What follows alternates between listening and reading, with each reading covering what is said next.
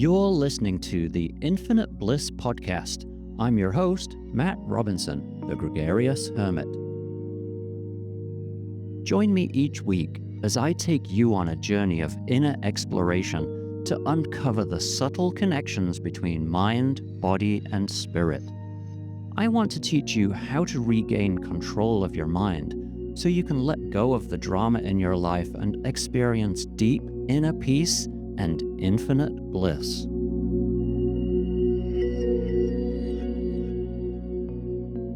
Hey there, welcome, and thank you for joining me. Today is my birthday, and I would love to share a gift with you.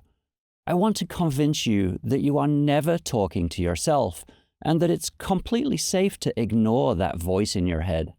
Once you understand my reasoning, you can start to view your mind very differently. You'll be able to regain control and get rid of all the drama.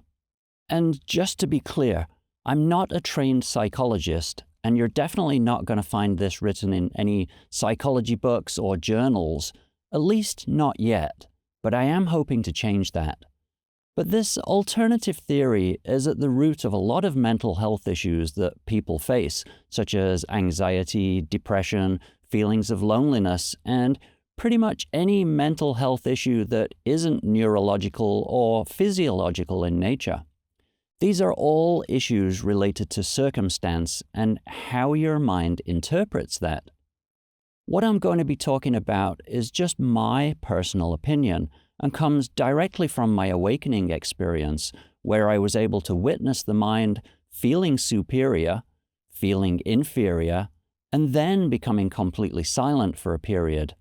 But the aha moment came when it slowly started talking to me again. And that's when the understanding and the realization that it's simply reacting to the world around us and preparing conversations to have with other people. If you missed the first episode of this podcast, then I highly encourage you to go back and listen to episode 1 so you can learn about my epic roller coaster ride. Okay, so enough about me and my ego. Let's get started. So, why would your mind talk to you? It doesn't seem to make much sense if you think about it. Speaking is such a slow means of communication, and it's clunky and imperfect. If I tried to describe the Eiffel Tower to somebody who's never seen it before, I'd have to describe so many abstract concepts, shapes, sizes, colors, textures, materials, purpose, and I bet the person listening to my description would be envisioning something nothing like I was describing. All those words and all that time. And yet, I could show them a picture of the Eiffel Tower, and understanding all those concepts is almost instantaneous, barely any time at all.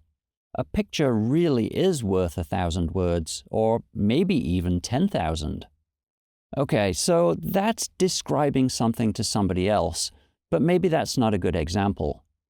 But what do you think life would look like if this mind-body system of ours operated at the speed of words? Let's say you're driving along and someone steps out in front of you. Imagine if you had to listen to a conversation in your head before reacting. Oh boy, someone just stepped in front of the car. Maybe you should hit the brake pedal. I think the traffic accident statistics would speak for themselves. Mountain bikers would never make it past the first tree without crashing, and table tennis players would never be able to return their opponent's serve. I think chess players would be okay, but what about jugglers and musicians? Each musical note laboriously choreographed with inner verbal instructions. We operate instinctively at the speed of thought, not the speed of words. Thought is instantaneous, but words are slow and clunky. Not that I condone violence of any kind, but if somebody tried to punch me, even without any martial arts training, my hands would instinctively reach up to try to block the attack, without a single syllable entering my head. If I had to wait for my mind to finish saying, "Uh-oh, looks like he's swinging his fist at you, you'd better move your arm up to block the punch," I'd get punched in the face before my mind could finish the first word, let alone the whole sentence. Speaking is just way too slow. If you're still not sure if your mind is talking to you, how about this? We're not born understanding language. It's not an innate part of being human. Do you think that people who are born deaf have a voice in their head? Their mind doesn't communicate with them using language. And what about the many different languages we have on the planet? Are minds pre-programmed to understand languages? No, it's a learned skill. I don't dream in Spanish or German because I don't know those languages. So it doesn't make sense to me why we think that our minds are talking to us. If you lived in a society where language hadn't been invented yet and people just pointed at the things they wanted, do you think you would have a voice in your head then? So, do you really think that your mind is relaying vital information to you in this slow, clunky, non-human way? And think about this. If you're talking to yourself, surely you already know what you're going to say. So just let that sink in for a moment. If you're talking to yourself, surely you already know what you're going to say. That alone should be enough to convince you that there is no need for your mind to talk to you. Talking is just too slow, too inefficient, too clumsy and imprecise, so there's no way on earth that your mind would try to give you instructions, directions, or commands using language. So the next question we need to ask ourselves is this: if my mind isn't talking to me, why then do I hear that voice in my head? And just a reminder, I'm not a psychologist. This is just my opinion formed by my own experiences of life and one very bizarre experience. But here goes. I think we can all agree that language is only needed to communicate with other people. It's a way to share concepts and ideas.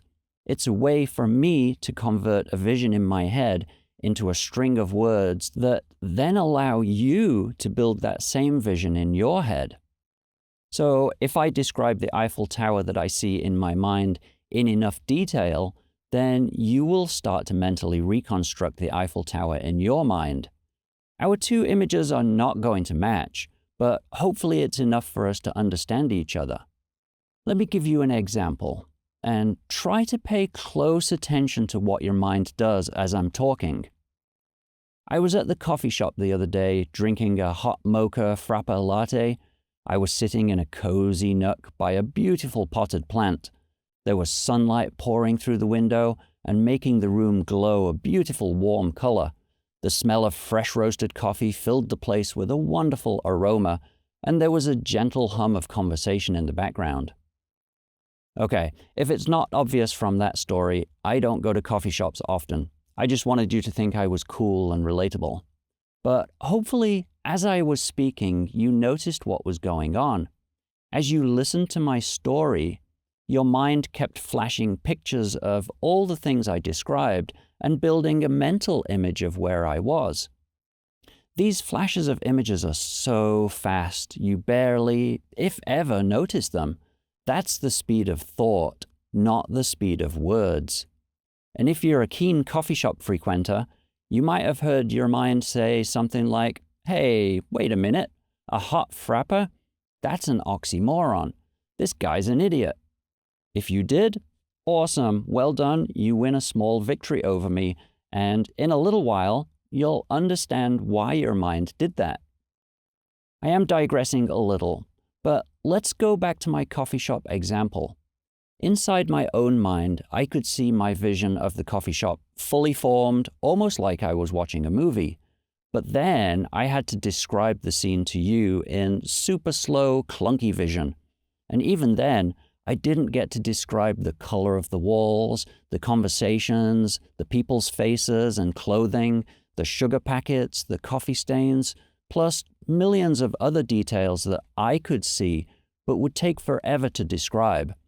Not to mention the people that kept handing me tons of money. It was my daydream after all. But the thing to note is that words are just a way for us to communicate with each other, not with ourselves. Your mind is simply practicing conversations to have with other people. So that brings us to the next question. If our minds aren't talking to us, why are they always rehearsing conversations with other people? Why on earth would they do that? One of the primary tasks of the mind is to keep us alive, to keep us safe from harm, so we can evolve as a species. Because of this, the mind is very reactive to the world around us. It's always scanning your surroundings, looking for trouble and identifying threats.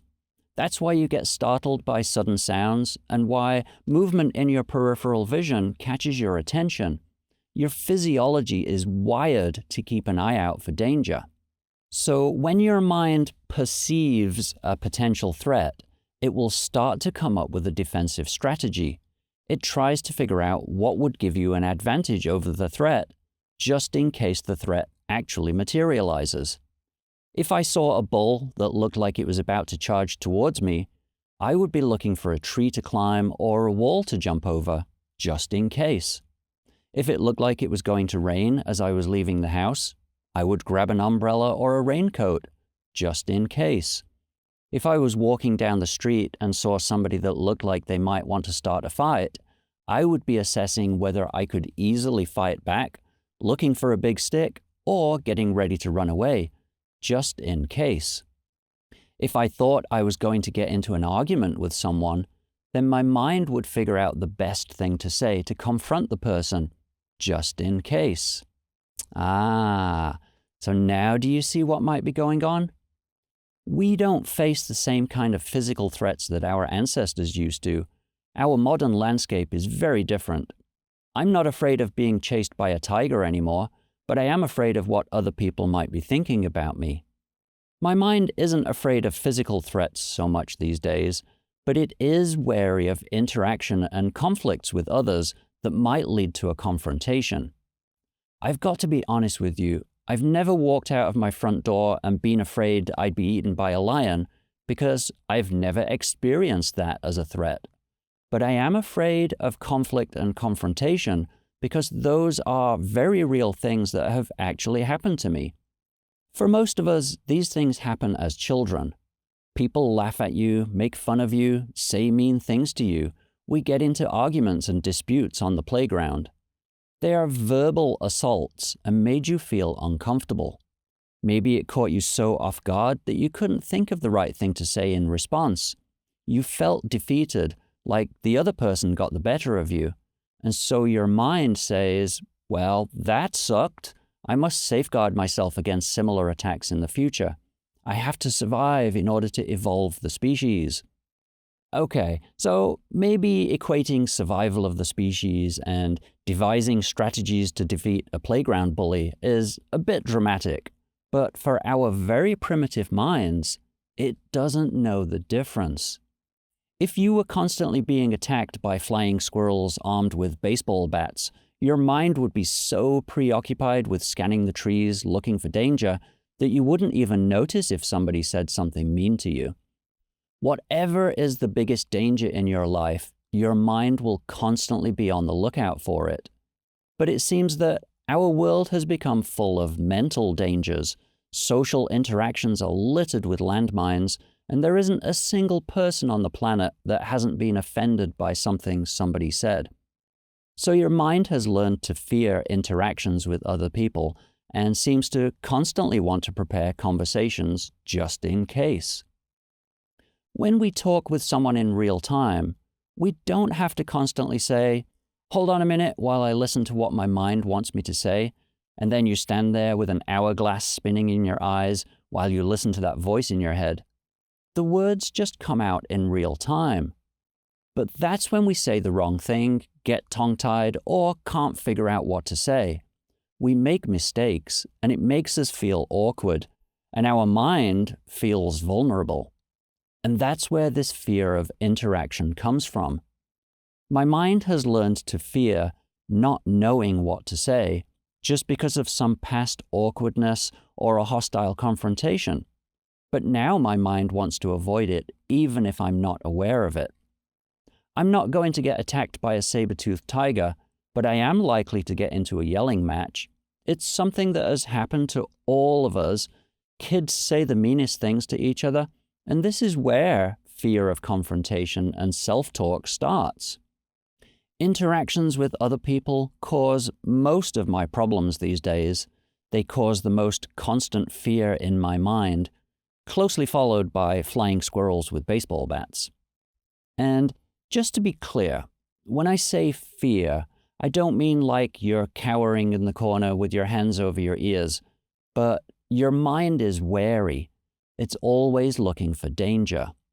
There's fear there even if we don't recognize it as such. So whenever you hear that voice in your head, your mind is just envisioning an interaction with somebody and preemptively testing a sentence. The conversations it creates are just what-ifs. It's rehearsing what we would say, so naturally it's going to sound like our voice. And because it sounds like us, we think it's us talking, so we listen. If that voice in my head sounded like Morgan Freeman, it would be pretty obvious that it wasn't me talking to myself, but instead, I've got this doofy British voice rattling around up there. If I switch environments, the list of things I'm fearful of changes. When I'm in the woods, my mind will keep an eye out for rotten trees that could fall on my head, bears, mountain lions, and of course, flying squirrels with baseball bats. But when I'm out walking around town, my mind will be wary of other people because I've had conflicts with people in the past. If I'm driving, my mind will be wary of other cars because those darn things keep cutting me off. So your environment, your upbringing, and your childhood experiences shape a lot of this stuff. Now, just think about how mean and judgmental our society has become since the advent of social media. When I was growing up, people had to physically get in your face to say something mean to you. Now, I can get socked over the head by a social media comment from somebody halfway around the world. My comments that at one time would be limited to the people within earshot are now potentially heard by 8 billion opinionated people. And do you think that all of them will agree with my ideas? No, of course not. So in our modern age of connectedness, at least one of those people will feel brave enough to criticize me from behind the anonymity of Cyberland. It makes them feel good. It makes them feel superior, proving my point yet again. The internet has emboldened and enabled this era of judgment and criticism, but it will only affect you if you start to listen to and react to that voice in your own head. Somebody could tell me that I'm stupid or doofy looking to my face, but I only get angry, upset, or defensive if I listen to how my mind prepares a defense on my behalf. There's no real danger there, sticks and stones. If I just let the thought pass, there is no reaction in my body, and I retain my inner peace and tranquility. There seems to be 3 different forms of self-talk that stem from this primitive threat avoidance mechanism. You might notice that you spend a lot of time criticizing other people. Whatever you just said in your mind makes you superior. It makes your mind feel safe because it figured out your advantage. You might also notice your mind defending or justifying your own actions. Things that you would normally criticize other people for doing, if you're guilty of doing them yourself, you might notice that your mind comes up with a really good excuse. My mind feels safe because it has a good, solid defensive argument prepared. And then my favorite, and I'm guilty of this a lot, narrating your life like you're explaining to a friend the best way to do something, or explaining why you're doing something the way you're doing it. So it might sound pretty innocent, but again, your mind is fearing judgment, somebody telling you that you're doing it wrong, and so it's demonstrating your superiority by preparing a conversation for an imaginary person. It is interesting that you never hear the criticism from the other person, the thing that your mind fears. All you hear is the response that your mind prepares. And I think that's why we get the misunderstanding that we're talking to ourselves rather than just hearing the mind get suited up with armor ready for battle. The criticism is one of those instantaneous flashes I mentioned earlier that works at the speed of thought. But then you hear your mind slowly and clumsily piecing together a suitable response. Here's a funny story to illustrate the point. After my mind started talking to me again, I noticed something strange when I was mowing the lawn. I have an average lawn. It's not pretty, a few dandelions here and there, but I always mow it every week, so it looks mediocre at best. I have two neighbors. One who is so meticulous and seems to clip his grass precisely with a pair of scissors. Not a single weed, you know the type. And then my other neighbor that can't keep on top of his lawn for health reasons, and he can't afford to pay for a weekly lawn service. So as I was mowing my adequate mediocre lawn towards my one neighbor's good lawn, I would hear my mind get defensive. I wouldn't hear my neighbor say, "You should mow your lawn more often," but I would hear things like, "Well, at least I don't use chemicals to kill the weeds. They're bad for the environment," or "I can't believe how much time you spend doing your yard work. Wouldn't you rather go out and have fun?" Just finding some excuse to feel superior to the guy with the very obviously superior lawn maintenance skills. And then I would get to the end of the row, turn around and head back towards my other neighbor's lawn. Now all of a sudden, I'm feeling superior for real. "I can't believe you let your lawn go for so long without mowing. What's wrong with you?" Besides the obvious ill health and financial issues, but my mind doesn't care. It just preps an argument in case my neighbor comes out and we start talking. And I'd also slip into narration quite a bit, just to prove that I knew how to take care of a lawn. So I would hear things like, "Now, as you get to the end of the row, you want to slow down, lift the front slightly, and pivot on the inside wheel, but not so much that all the grass clippings fly out from under the lawnmower." I'd also be talking about how to line the wheels up with the previous edge.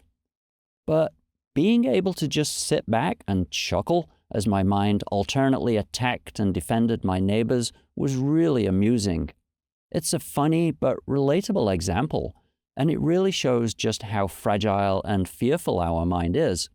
Our delicate ego, always making comments to feel superior, but hiding subtle fears. So just start to pay attention to your thoughts and notice things like that. If you look for it, you'll start to see the insecurity and the fear that lurks beneath that thin veil of superiority. My mind is just fending off potential judgments with counterattacks or excuses, or preemptively judging just to feel safe. The other thing to notice with all this self-talk is that you're the only one that hears it. You rarely, if ever, say the words out loud. I would never dare tell my neighbors those thoughts. I'd compliment my neighbor with the good lawn, and I'd commiserate and have sympathy for my neighbor's poor health. So I'm the only one that hears those comments. It's just a complete waste of time. Now, I know this is dragging on a little bit, but I'd love to share one more story with you. I did a clinic on this subject a while ago, and one woman in the audience was adamant that her mind was really mean to her and definitely talked to her. She was so convinced, so I asked her if she could give me an example. She said, when she spills something or drops something on the floor, her mind always says how stupid she is. So I said, "How does your mind say it exactly?" It says, "I'm so stupid, I can't believe I'm so clumsy." So I said, if there was someone standing next to you when you spilled your drink, would you say that out loud? Aha. So your mind is rehearsing what you would normally say if someone else was standing there. Now, self-criticism like that is quite interesting. We often verbalize self-criticism in front of other people as a learned defensive measure. If I jump in and criticize myself, then other people usually offer sympathy, not criticism. If you criticize yourself first, nobody else can. You beat them to the punch. So you effectively disarm everyone. Wow, what a great way to avoid conflict. So even though it might sound like you're criticizing yourself, you're not. You're just listening to your mind's airbags going off to protect you from imminent danger. Okay, I'm going to wrap it up here. There's a lot more we can talk about, but I feel like this is a good breaking point for now. It's important to start to notice your thoughts, but try not to react to them. Listen to them like you're listening to someone else talking, rather than your mind giving you instructions. Recognize that only you hear that voice in your head. Only you. And also recognize that while you're ranting in your head, it doesn't change anything going on in the world around you. All it does is take you away from enjoying the physical world and instead drags you into some drama. I spent almost 2 years with a completely silent mind, and I can reassure you that nothing changes about your reality. You will still be able to function as a human being. In fact, you'll be able to function much better because you won't constantly be dragged off on some mind-based side quest. You'll enjoy all that life has to offer, the ups as well as the downs, because your mind won't be criticizing and complaining. Create a little separation between you and your mind so you can start to see that you are not the mind, that you are not those thoughts in your head. But here's the main conclusion. You are never talking to yourself. Your mind is just prepping conversations to have with other people. It's just looking for trouble and prepping some words of protection ahead of time, just in case. Whenever you hear that voice in your head, just ask yourself if you're attacking, defending, or narrating. Give the thought one of those labels and then just let it go. Even innocent-sounding conversations you're having with a friend in your mind is just fearing you screwing up. You don't need it, trust me. The conversation in your head doesn't serve any purpose. So now you know that it's perfectly safe to ignore those conversations. You can give yourself permission to stop listening and remain present. And once you stop reacting to the thoughts, once you stop getting emotional about them, what will happen over time is that your mind realizes that you're not afraid of the things it's trying to warn you about, and so it stops trying to alert you to all this fake danger. Your mind becomes less reactive, becomes calmer, and that's when you start to experience deep inner peace and infinite bliss. Did I do a good enough job convincing you? If not, get out there and try to see what I've been talking about so you can convince yourself. All right, thank you so much for listening. Don't forget to like and subscribe, and also tell your friends. This simple understanding of what your mind is actually doing when you think it's talking to you could really help someone out there who is struggling with their own mental health. We could start a revolution with this new way of looking at that annoying voice in our heads. Oh, hold on a second. Okay, my mind wanted me to tell you that it feels superior to you, and thanks for listening. I'll catch you on the next episode. Bye.